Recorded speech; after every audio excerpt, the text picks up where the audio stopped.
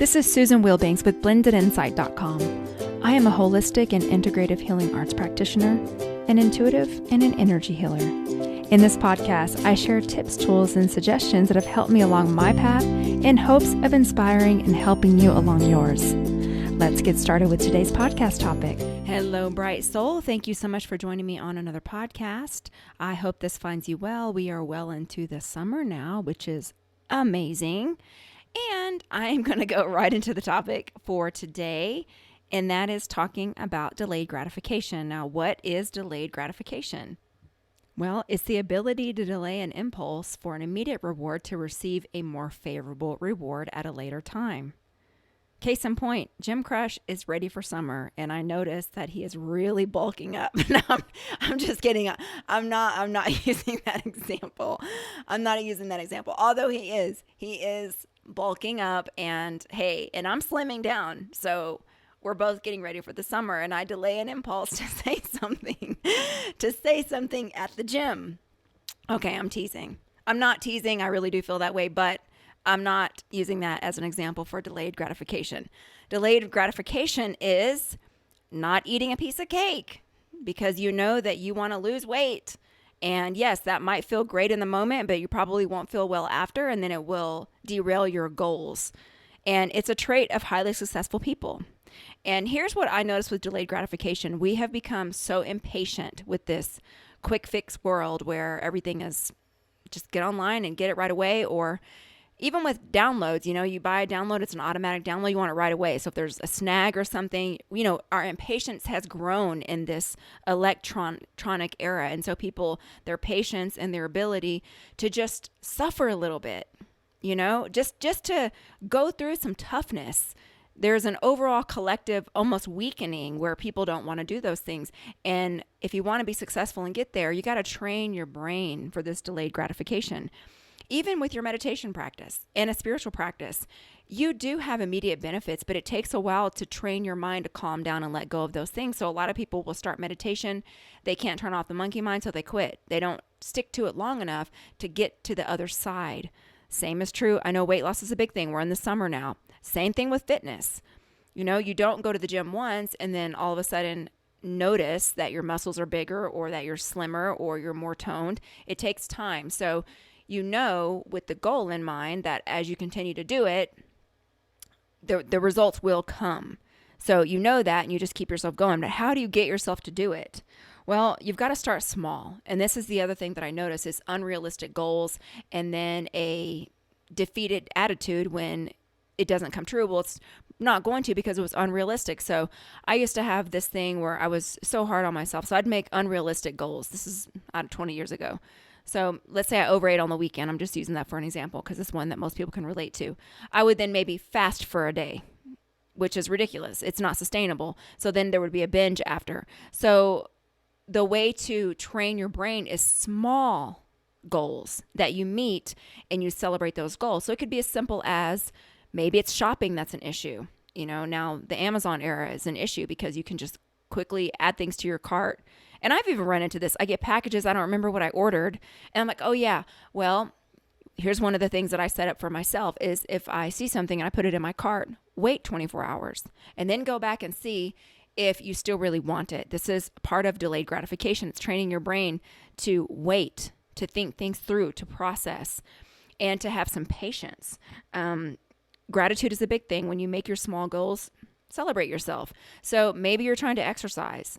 Don't do this unrealistic goal of, I'm going to go to the gym for 2 hours a day, 5 days a week. That's ridiculous. Even an hour a day if you're just starting out. If that's not something you can do something simple like, I'm going to walk for 10 minutes a day. Anyone can do that. You can even do that around your house. And then when you do that and you keep that commitment to yourself and you reach that goal, commend yourself for doing that. Another thing is I'll take myself off caffeine regularly because I like caffeine and I can get to where I get dependent on it.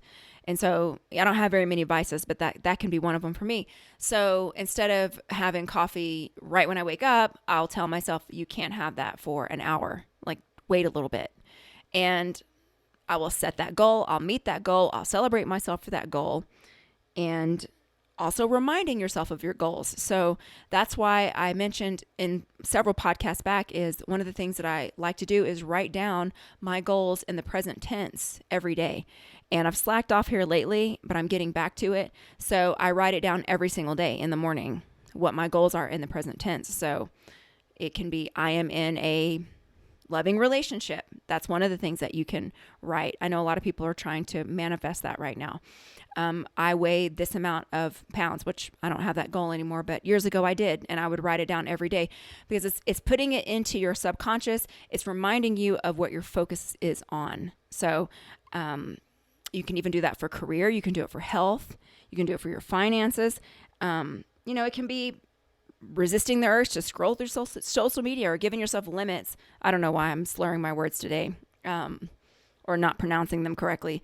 I have no idea. This is like, I don't edit and go back, so thanks for bearing with me. But it could be as easy as not scrolling through social media or giving yourself a limit. I did that for the dating apps. I won't get on every day. I will only get on for this amount of time because otherwise I would be swiping endlessly. I'll never get through the pile. And it becomes defeating and exhausting.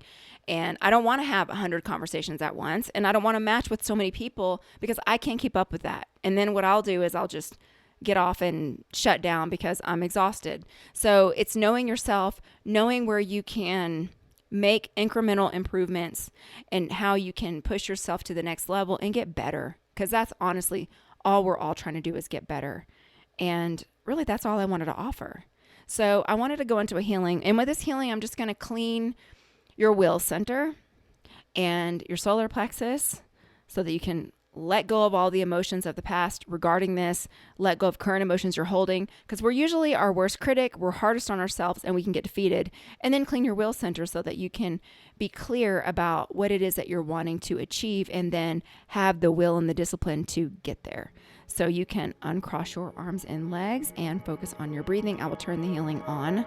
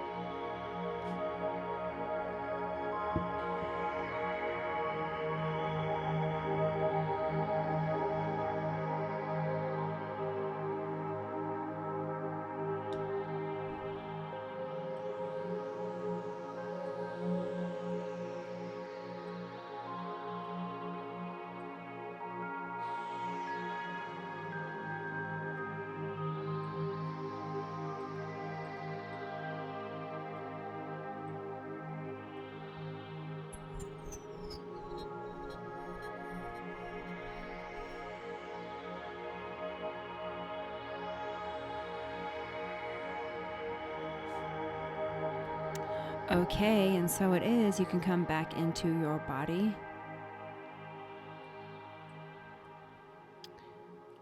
And I hope that helped. Just a short and sweet reminder of what you already know, because sometimes the reminders are helpful just to recenter us. And I really appreciate you.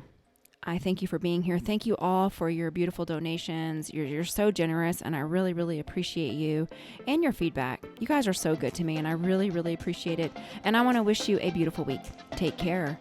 Bye-bye.